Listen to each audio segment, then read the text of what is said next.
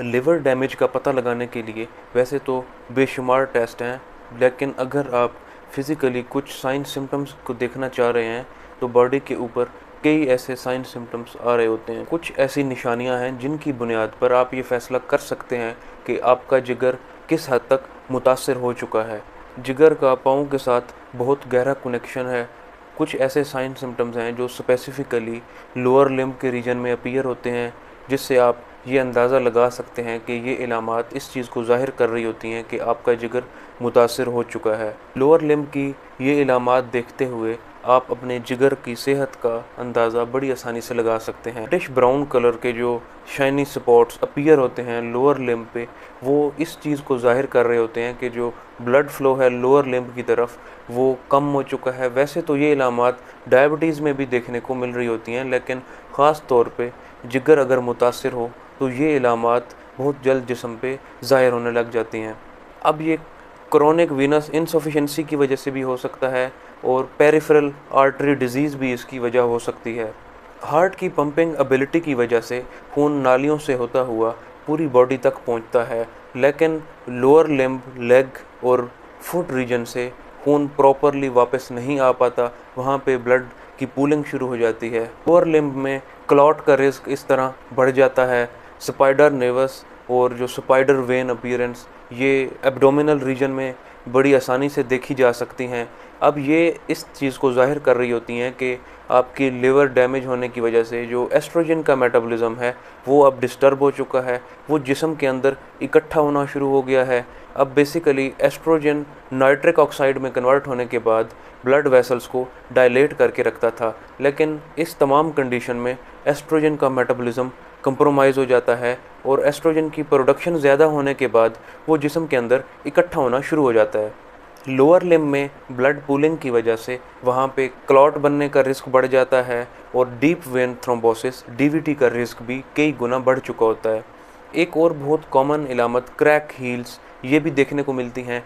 अब ये basically vitamin B3 और ओमेगा फैटी एसिड्स की कमी की वजह से हो रही होती हैं।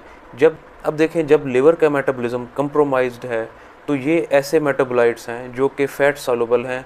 बाइल की प्रोडक्शन इनको चाहिए है, तभी ये जिस्म के अंदर एब्जॉर्ब होंगे। जब लिवर सही से फंक्शन नहीं कर पा रहा होता, बाइल अंडर प्रोडक्शन की तरफ चली जाती है, तो जितने भी ये विटामिन्स हैं, vitamin B3, omega fatty acids, ना सिर्फ ये बल्कि इनके अलावा और जो विटामिन A, विटामिन E है, ये भी फैट सॉल्युबल विटामिन्स हैं, तो इनकी एब्जॉर्प्शन भी जिस्म के अंदर कम हो जाती है। विटामिन E अब एक एंटीऑक्सीडेंट कंपाउंड है।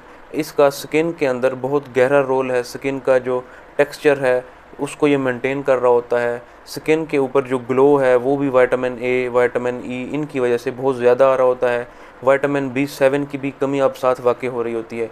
कि जितने भी मेटाबोलाइट्स हैं ये एज अ द को फैक्टर एक्ट कर रहे होते हैं, एंजाइम्स के साथ उनके मेटाबॉलिज्म को इन्हेंस कर रहे होते हैं। प्रोटीन के साथ मिल के ये स्किन का जो टेक्सचर है उसको मेंटेन किए हुए होते। फैट सॉल्युबल मेटाबोलाइट्स हैं, इनकी कमी वाक़ई हो जाएगी जिस्म के अंदर, तो जो एंटीऑक्सीडेंट का रोल था वो भी कंप्रोमाइज़ हो जाएगा। स्किन के ऊपर आपको नेगेटिव चेंजेस देखने को मिलेंगी। रिंकल्स की प्रोडक्शन का रिस्क बढ़ जाता है। उसके अलावा जो स्किन है वो ज़्यादा थिन होने लग जाती है। स्किन का जो टेक्सचर है वो ख़राब हो जाता है। स्किन के ऊपर पिगमेंटेशन भी आपको देखने को मिल सकती है। Itching at the bottom of foot, पाँव के तलवों में ज़्यादा ख़ारिश का होना, ये भी इस चीज़ को ज़ाहिर कर रहा होता है कि लिवर के अंदर फ्लूइड बिल्टअप हो चुका है। अब ये ब्लड भी हो सकता है, बाइल भी हो सकती है।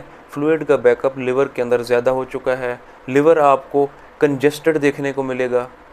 हिस्टामिन कंपाउंड्स बॉडी के अंदर ज़्यादा बनने लग जाते हैं, जिसकी वजह से डिफरेंट टाइप्स के जो एलर्जिक रिएक्शंस हैं आपकी बॉडी में वो बहुत आम हो जाते हैं। इस तरह पूरी बॉडी के ऊपर रेडनेस और इचिंग की कैफियत बहुत ज़्यादा हो जाती है। पाँव के तलवों में ज़्यादा बर्निंग सेंसेशन मिलती है। जलन की कैफियत ज़्यादा हो जाती है क्योंकि हिस्टामिन कंपाउंड बॉडी के हर जगह बिल्टअप होना शुरू हो जाते हैं। अब इसको प्लांटर फिशाइटिस के साथ भी कंफ्यूज किया जा रहा होता है, लेकिन ये कोई प्लांटर फिशाइटिस का नहीं बल्कि लिवर के डैमेज होने का एक और साइन है जो कि पाँव में देखने को मिल रहा होता है। जितने भी टॉक्सिक मेटाबोलाइट्स जो कि लिवर डिटॉक्सीफाई करके बॉडी से सिक्रीट आउट करवा देता था, अब वो खून के अंदर ज़्यादा इकट्ठा होना शुरू हो जाते हैं। स्वेटिंग है उसमें भी बैड ओडोर देखने को मिल रही होती है। पाँव में से ज़्यादा पसीना आने के साथ बैड ओडोर भी आ रही होती है। एक वाइटल ऑर्गन डिस्टर्ब हो चुका है, तो जो बाकी डिफरेंट ऑर्गन्स हैं बॉडी के अपने वो फंक्शन भी प्रॉपरली परफॉर्म नहीं कर पा रहे होंगे। अब गुर्दों पे ज़्यादा जो लोड है वो बिल्डअप हो जाएगा। जितने टॉक्सिन्स हैं जो सिक्रीट आउट हो जाने थे, अब वो भी गुर्दे प्रॉपरली सिक्रीट आउट नहीं कर पा रहे होते, क्योंकि लिवर उनको ऐसी फॉर्म में कन्वर्ट कर देता था जो कि किडनी से बड़ी आसानी से एक्सक्रीट आउट हो जाते थे। वो अब इस शक्ल में होते हैं जिनको गुर्दे भी बॉडी से सिक्रीट आउट नहीं कर पा रहे होते। गुर्दों के फंक्शन डिस्टर्ब होने के साथ जो पिटिंग एडिमा है वो डेवलप हो जाता है। ये specifically lower limb, lower leg and feet के रीजन में डेवलप होता है। जब आप फुट को और जो लोअर लेग है अगर आप उसको ऊपर से प्रेस करेंगे तो वहाँ पे आपको गड्ढे की शक्ल में ये एडिमा देखने को मिलता है।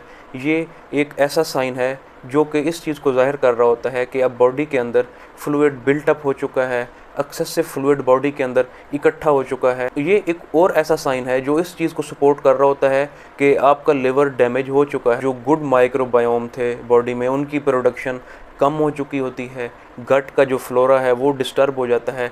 अब ऐसे फंगल इन्फेक्शंस जो पहले नहीं देखने को मिलते थे, इस कंडीशन में वो फंगस भी बॉडी पे अटैक कर देते हैं। टो नेल फंगस देखने को मिलता है। बालों के अंदर भी ज़्यादा डेंड्रफ और स्केली स्किन देखने को मिलती है। सोरियासिस के साइंस भी बॉडी के अंदर वो देखने को मिल रहे होते हैं। बॉडी का जो इम्यून सिस्टम है वो कंप्रोमाइज़ हो चुका है, तो छोटा सा इन्फेक्शन भी होगा तो वो शिद्दत इख्तियार कर जाएगा। नेल बेड्स वाइट हो जाते हैं। ये इस चीज़ को जाहिर कर रहे होते हैं कि ब्लड फ़्लो प्रॉपरली नहीं है, नेल्स तक ब्लड फ़्लो नहीं पहुंच पा रहा। अब सवाल ये उठता है कि ये जितने भी प्रॉब्लम्स थे ये आखिर क्यों देखने को मिल रहे होते हैं। तो ये स्पेसिफिकली इस चीज़ पे डिपेंड कर रहा होता है कि आपका लाइफस्टाइल कैसा है। ज़्यादा process food intake, fizzy drinks, ज़्यादा शुगर का intake, excessive beverages intake, high carbs diet, Kentucky chicken, process foods, vegetables का इनटेक कम होना। वेजिटेबल्स फाइटोन्यूट्रिएंट्स प्रोवाइड कर रही होती हैं।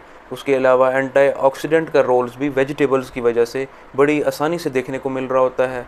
बॉडी में जो डिटॉक्सिफिकेशन का प्रोसेस है तो वेजिटेबल्स उसमें भी हेल्प आउट कर रही होती हैं। तो जब वेजिटेबल्स का इनटेक कम हो जाएगा, ऐसी फूड जो कि लिवर को डायरेक्टली डैमेज कर रही होती हैं उनका इनटेक ज़्यादा हो जाएगा, तो चांसेस मैक्सिमम है कि आपका जो वाइटल ऑर्गन है उसका फंक्शन कंप्रोमाइज़ हो जाएगा।